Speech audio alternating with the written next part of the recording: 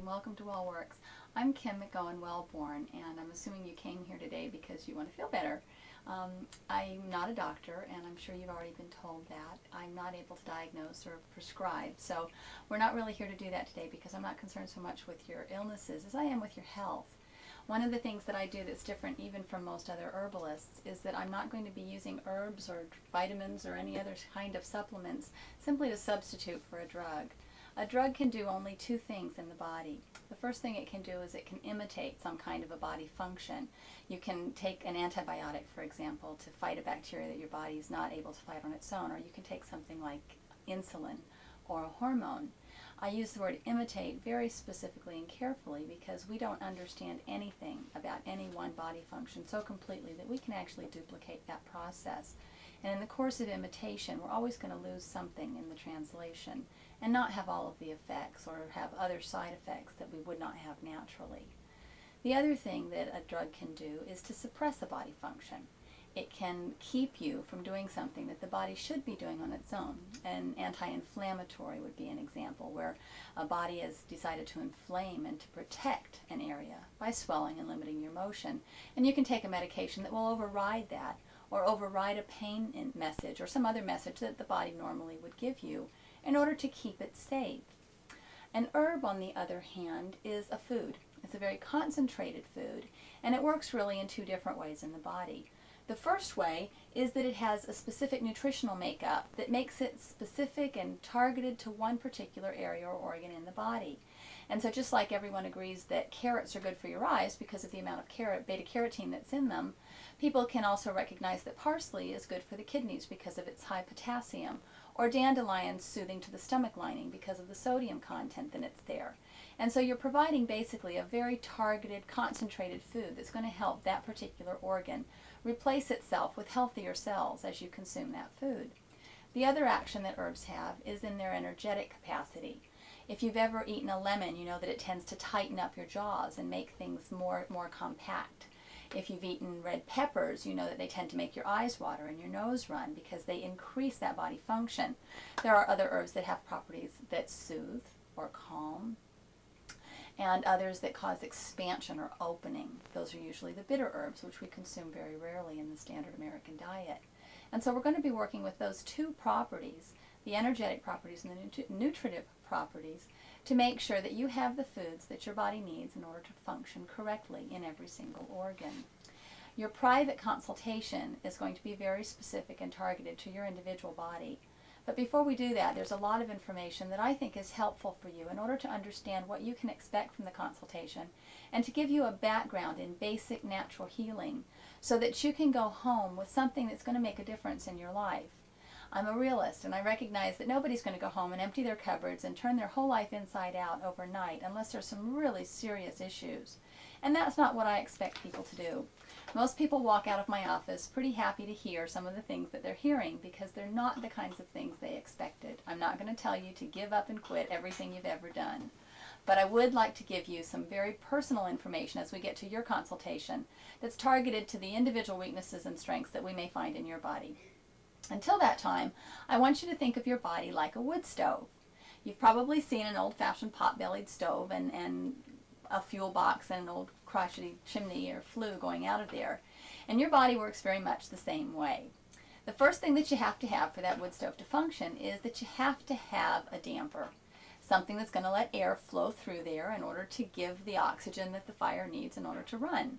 Now, no matter how many times you give spark to a fire and make it start, if you don't have air circulating, nothing's going to happen. And the same thing's true in our bodies. Once we stop breathing, we're in deep trouble.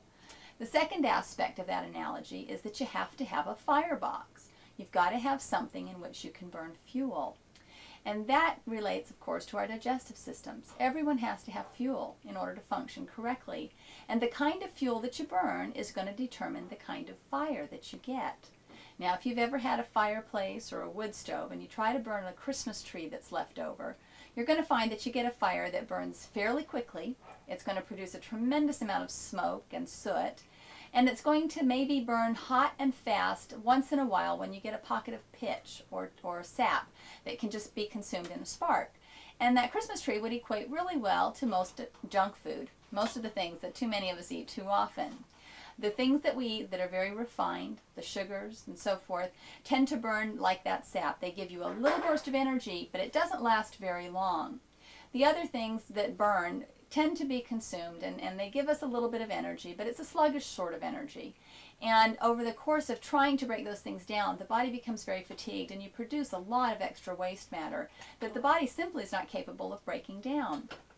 On the other hand, if you're burning hickory or oak or some other kind of a hardwood, you get a very clean fire that lasts a long, long time. And that would relate to those complex carbohydrates, the high fiber grains and so forth that everyone knows they really should be eating more of.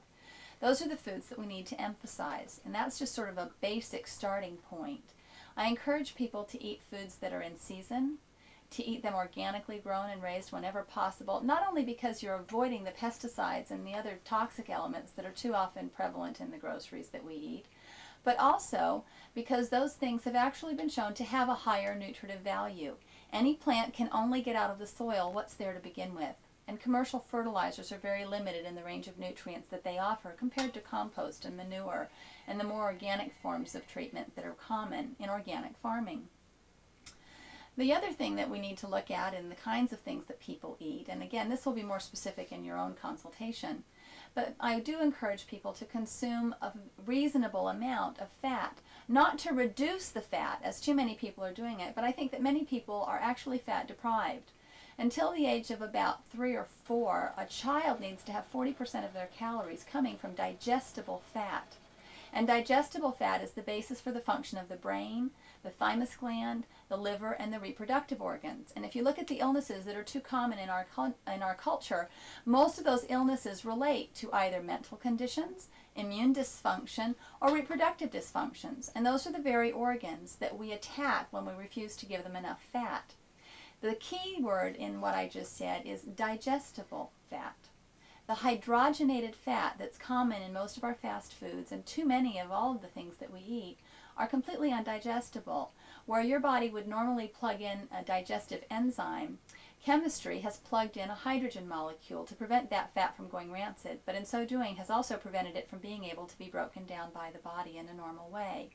Recently, studies have come out proving that butter is actually going to be less cholesterol inducing than margarine, because while the cholesterol is higher in the butter itself, the margarine causes the body to produce a trans fatty acid in an effort to try to break it down and obtain some nourishment from it.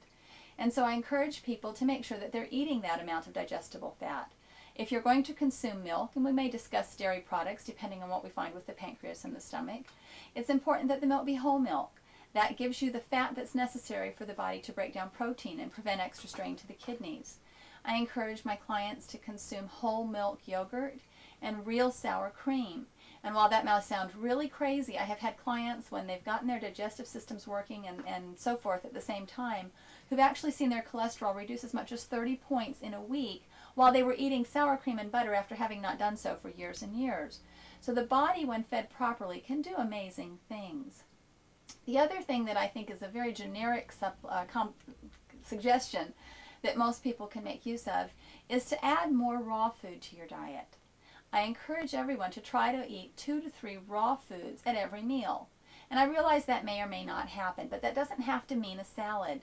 In the wintertime when it's cold and you really don't want a salad, then just take something like apples and raisins and chop them up and throw them into your oatmeal. When I make soups, rather than cooking the carrots and the celery to death, I'll throw those in after the cooking and just grate them finely. That allows them to be heated and warmed, but not to be cooked through. If you've ever cooked a piece of broccoli until it died, you know exactly what I'm talking about. It gets that beautiful bright green color, and then it dies, and it becomes gray, and that's the point at which those enzymes have been killed. The reason that that food is so important, that raw food, is because of the digestive enzymes that it contains. If you take a cabbage leaf and you throw it out into your yard and leave it there for 3 or 4 days, you would go back in 3 to 4 days, you would find that the cabbage leaf basically had continued to age, and it would be shriveled and dried and probably composting into your yard to fertilize it. If you boiled that cabbage leaf first and then threw it into the yard, what you would probably find in 3 to 4 days was a slimy, stinky mess. Because since the enzymes were no longer present to break that leaf down in its own, nature had to provide bacteria and mold and other creatures to do that process. And the same thing happens in your body.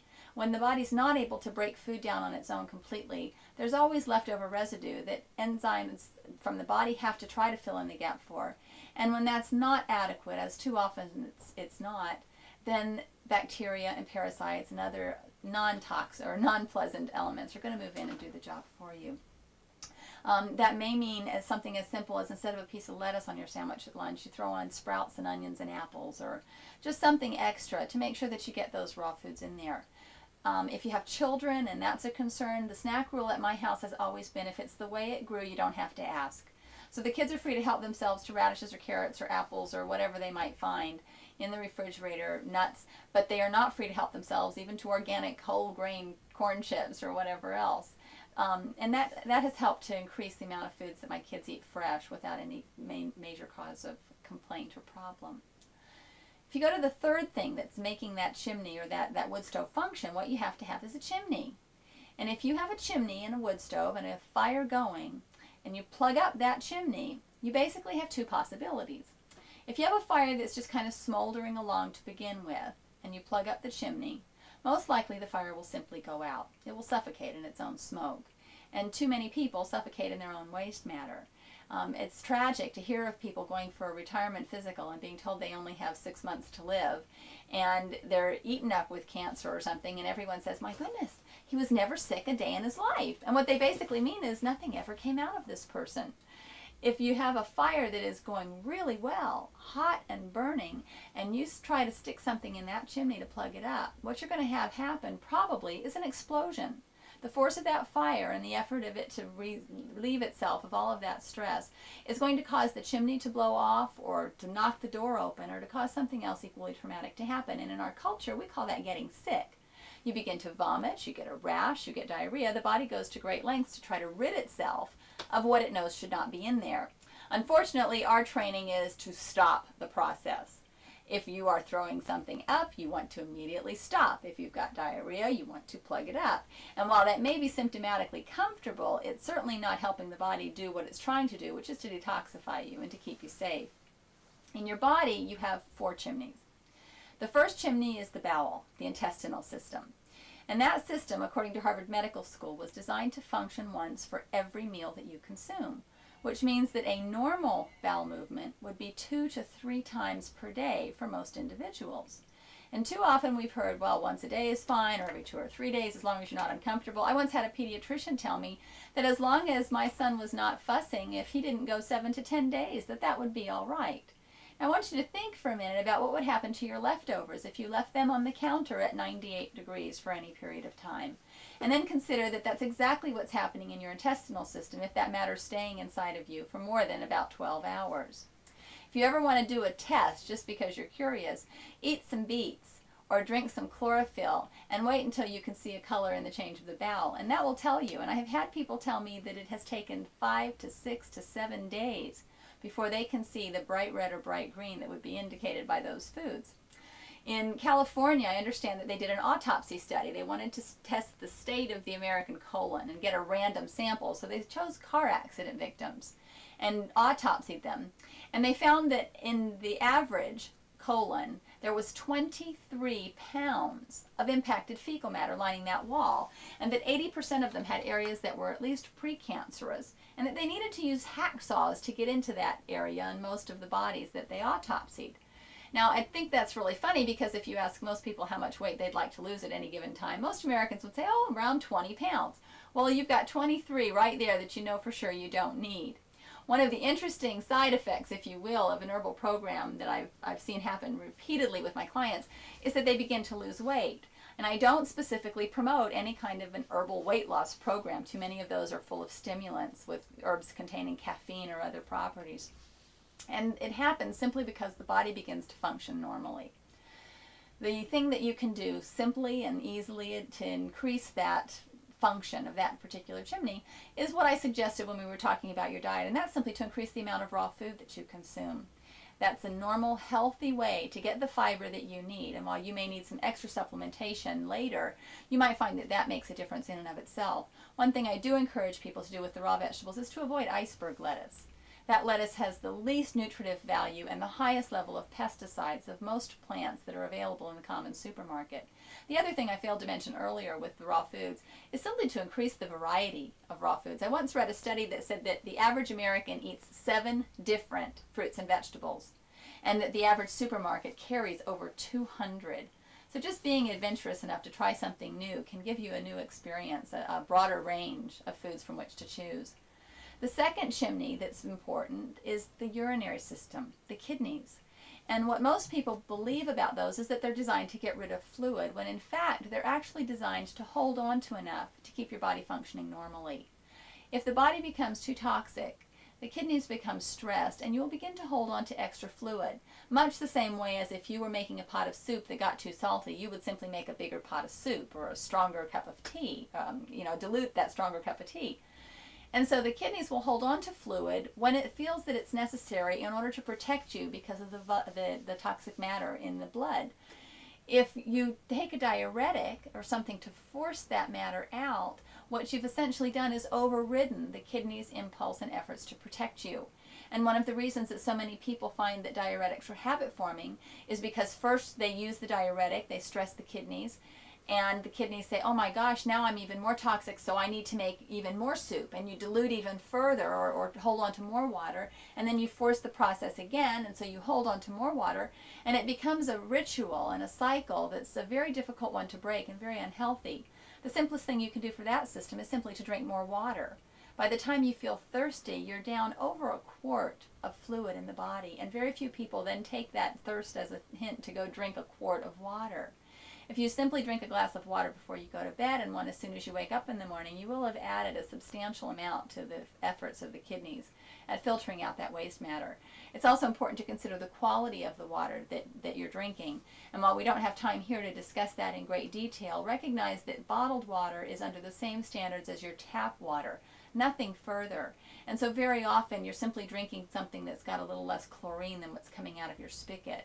And it's something, especially in Florida, that most people need to be very seriously concerned about in order to get the oxygen level into the water and the toxic matter out. The third chimney that you have is the skin. The covering of your body is not just to keep you from looking gross, as one kid said when he was asked what his skin was for, but the covering of the skin forms a protective membrane that allows oxygen in and allows waste matter out. And the simplest thing that most people can do for that system is to look very carefully at the personal care items that you use. Virtually all commercially available soaps and lotions and shampoos and dryer fabric softeners and laundry detergents are based on petroleum. It will say mineral oil or petrolatum or some other petroleum distillate on the label. And those products completely seal the skin. They form a membrane that nothing can pass through, and they accumulate on the body. And that prevents the skin from giving the free respiration that it needs in order to be an effective eliminative source. So when you find yourself having a problem, whether it's eczema or pimples or boils, you're being given a message by your body that those other two chimneys are kind of backed up and it needs some extra help. Something simple you can do for that, other than checking the labels and buying products that you know are not going to be sealing the skin that way, is to use a loofah or a body brush and to scrub your body before you get into the shower, so that you get the skin circulation increased and you slough off those dead skin cells, and you're able actually to begin excreting matter at that point rather than waiting until a few minutes later. It's interesting how many people will say that they can take a perfectly good shower and scrub themselves off, and about 10 to 15 minutes after they get out of the shower, they begin to notice a stronger body odor than they had when they got in. And that's the result of that increased circulation that you do when you're in the shower and doing a good scrub, and not being able to eliminate it because of the matter that you're putting on, the layers and layers of soap and so forth that we've all accumulated over the years. The last membrane, or the last chimney that most people have to deal with, is the mucous membranes that line specifically the respiratory tract and also the small intestine. I have never yet dealt with someone who had previously been diagnosed with asthma or severe allergies who did not have some inadequacies in the function of the intestinal system, the urinary system, and the skin. And very often I find that those symptoms tend to disappear when the body begins to eliminate normally through other channels. It will relate to your digestive system because of the acid balance that comes, or imbalance that comes when you're not digesting protein properly. There are a whole realm of other issues that will concern this. But when you find yourself feeling stuffy, feeling difficulty in breathing or irritation anywhere in the mucous membranes, recognize that that's the body's last effort to be able to eliminate something. It's the last chimney that's available to it, and when you're dealing with something in that system, you need to look closely at backing up and going back to the skin and back to the urinary system and back to the intestines, because they will always back up in that order. And while that may sound foreign to you, if you'll track it and keep notice, you'll find that you never even get a cold without having been constipated for a couple of days. That most women, for example, who are premenstrual, find that once the menstruation begins, they feel much better. And typically, women will be slightly congested or constricted in the bowel for those few days prior to their periods, and that will begin to open up at the same time as the menstrual flow begins. So any form of detoxification that the body attempts needs to be supported. Herbs primarily are considered to be either cleansing herbs or building herbs. And one of the first things that too many people do when they get involved with natural healing is to start focusing on cleansing the body. And while that's very important, especially in an acute condition, a healthy body is going to be able to cleanse itself. I once had a client come in who owned a health food store and had sent me referrals for years but had never actually come in herself. And she sat down in my office one day, kind of threw herself in the chair, and she said, "Okay, Kim, I give up. I have done every cleanse in my store, and I still don't have any energy." And I looked at her and I said, "Okay, tell me this. Have you ever used Drano?" And she said, "Well, yeah, every now and then when things get plugged up." And I said, "What would your pipes look like if you used Drano every day?" And she kind of laughed for a minute. So sometimes if you've been in natural health for a while and you've done every cleanse in the book, recognize that while you're cleansing and cleansing and cleansing, you're preventing the body from having the time and materials that it needs in order to build itself up. And very often that's what you need to do first. Normally in a program that I come up with, and this is based on what your body will ask for, it almost invariably comes up about 2 building combinations to 1 cleansing combination. And that seems to be the ratio that most people are comfortable with. And so while you may have heard or read that you have to go through these terrible cleansing crises and all of the rest, that may be true in a few instances, but the majority of people find that that's not necessary. In the short term, most people do find that they feel an increase in energy and stamina and just a greater vigor and vitality once they begin to feed their bodies properly. I have had so many people come in who came because they were curious or because somebody else thought they should come in, and they'd say, "Well, I really don't have anything wrong with me, you know." And I like to recheck in about 3 weeks. At that point, your visit should only take about 20 minutes because we'll be able just to look over the quantities that you need. They should be reducing by then, and to answer any questions that you might have. But I have so many people come back in and say, "Wow, I didn't know I felt so bad. I just had assumed it was normal to be tired and to have headaches and never to sleep good and to be constipated." And that's what we want to try to avoid. We want you to have the best life that you can have. And there's so much to do. Now, in your consultation, you'll find that we will come up with a combination of supplements. It may be herbs, it may be some vitamins. I use herbs primarily because they are plants, and that's what your body was designed originally to digest. The vitamins that I use are all in a base of herbs because studies have shown repeatedly that you'll increase your assimilation of the vitamins by up to 800% if you take them in a combination with herbs that are related to similar elements. The reason for that is that all vitamins are isolates, and no matter how good the quality of the isolate may be, your body does not use anything in isolation. And it's important that there's a proper balance of other nutrients.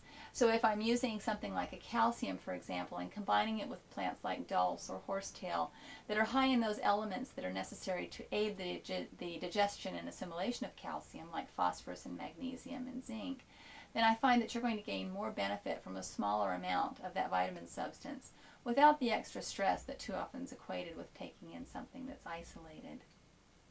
I will use most of the herbs in a capsule form because that's something that is most comfortable for most people in swallowing. But I also use many of them in a liquid extract. Primarily I use them in a glycerin base because I find that that's an essential fatty acid. It's very nutritive to the body, easy to digest. It tastes pleasant for children in most cases. And for people who have a difficulty with digestion, it's a much easier way to assimilate all of those nutrients. I tend not to use capsules as often. The capsules that I do use are coated and held together by the coating rather than held together by super compression. When the calcium crisis or the osteoporosis crisis first hit, I've heard that they dredged the sewers in New York City because they had a major plumbing crisis and they found hundreds of thousands of undigested calcium tablets blocking the grates. That's because most of them are compressed way too hard just to keep them from ever crumbling in the bottle. And they're not going to do you any good if they're passing through the body intact. There are a few products that I'll use that are in bulk. A few that are in an alcohol extract. Those I use primarily for acute situations, such as in my first aid kit, my emergency or emerbency kit I call it, or where they're designed for topical use. Your body, we're going to use something called muscle response testing. This is my test chicken. Your body works on an electrical current. The brain tells the rest of the body what to do by sending an electrical impulse. Those are measured with an EEG, and if you ever have a flatline EEG, you're in trouble because you're dead. That electrical current, though, is a moving current, and it's circulating in the body and actually can go in and out of the body. It will move through people. For example, if you have a row of people and the first one is struck by lightning, it will go through that first person, through the second person, and it will go on down the line until it comes to someone who's not touching someone else and can't pass it on. And then that's the person that's going to get fried by the electrical shock. This little chicken has a battery in it and 2 electrodes on the bottom.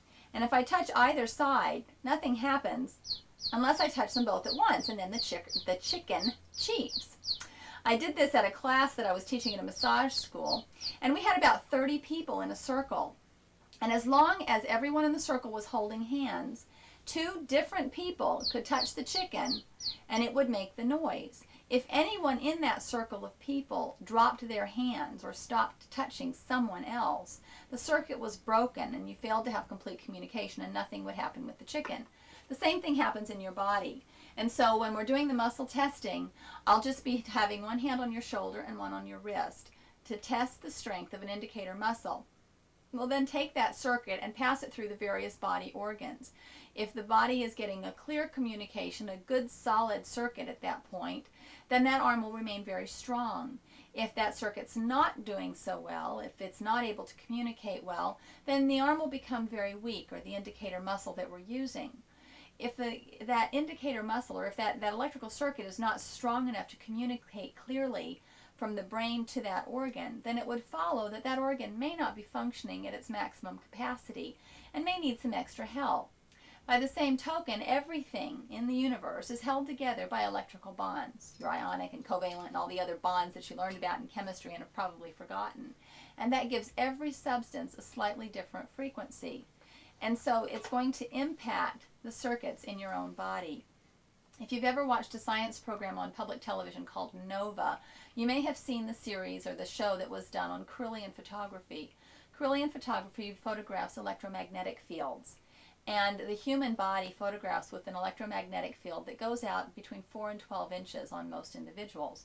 It's a fascinating program if you have the opportunity to see it. And you learn things like amputees will photograph whole as far as the electrical field goes. And that discovery led researchers to recognize a whole new perspective on phantom limb pain. People for years have complained of pains or itching or twitches in organs or physical limbs that were no longer present. And now they understand that that pain impulse or that itch impulse is a nervous impulse, an electrical impulse that may still be present even though the physical limb has been removed. That same principle is all we're going to be using. When you hold something or touch something in your hand, you're putting it within that electromagnetic field of your own. And it's going to alter the frequency just a little bit, much the same way as if you've got your radio station tuned in your car and you drive past a broadcast tower, you're going to get a different signal. It may jam it and static out completely. It may just override it and give you a stronger signal. Or you may get a blend of the 2 stations coming in and out. And that's what's going to happen with the various things that we'll use. Once we determine an organ to be in need of some assistance, we'll find those supplements and substances that are going to make it get a stronger signal. And when we finish, you should have a collection of anywhere from 3 to 6 or 7 different supplements that are going to make certain that every single organ in the body will test strong, and you'll have a solid circuit. That may sound really hard to imagine, but when you experience it, it's pretty hard to forget. That is not a lifetime program or a sentence that you have to carry 7 bottles with you for the rest of your life. For most people, that's simply a starter program. You may need only 1 capsule of one of those products. You may need 5 or 6. And that's going to be the amount that you take on a daily basis, ideally with your meals. They are foods, and unless I specifically suggest otherwise, they would be most beneficial to you taken with your other meals when the taste and the smell of the food have stimulated your digestive system to their peak capacity and allow you to get the maximum benefit from these products. If you take them faithfully and you make the dietary changes that we suggest, again, there will be more specific suggestions as we go through your individual body and find the needs that you have. You will find when you come back in a recheck in 3 or 4 weeks that the quantity of each of these supplements that you need will reduce. And over a period of time, they will reduce fairly substantially. And most people, after 6 to 8 months, find that they're down to the 1 or 2 or 3 supplements that are most specifically suited to their particular body. The difference between that and, say, a multiple vitamin is simply that those products are custom fit to your body. While you may have plenty of calcium or plenty of manganese coming in from your diet, or your needs may be slightly different from another individual, you will have a custom program that will feed exactly the needs that you have, rather than a multiple vitamin, which is basically a one-size-fits-all kind of an approach. I tend not to suggest the same herbs that you might be reading about as the herb of the month in the health food stores, or the hot new trend that's on the front pages of the newspapers. They may be things that you need and they may be not. I do not believe, and have proven out in my 14 years of experience, that there's any one supplement that everyone should take all the time. Rather, I find that we begin to know our bodies and we learn more and more how they function. I may also make suggestions to you of massage techniques or pressure points or other aromatherapy tools, flower essences, other homeopathic remedies, some other natural health techniques that may be helpful to you for the specific organs that we're striving to address, to strengthen the body, so that you can have the maximum benefits from the time that you spend with me and from the time that you have at home committed to taking care of yourself. All I can do here is make suggestions and teach. The rest is going to be up to you. But we hope that you leave here today with something that's going to make you a better person and a healthier, happier person. Thank you.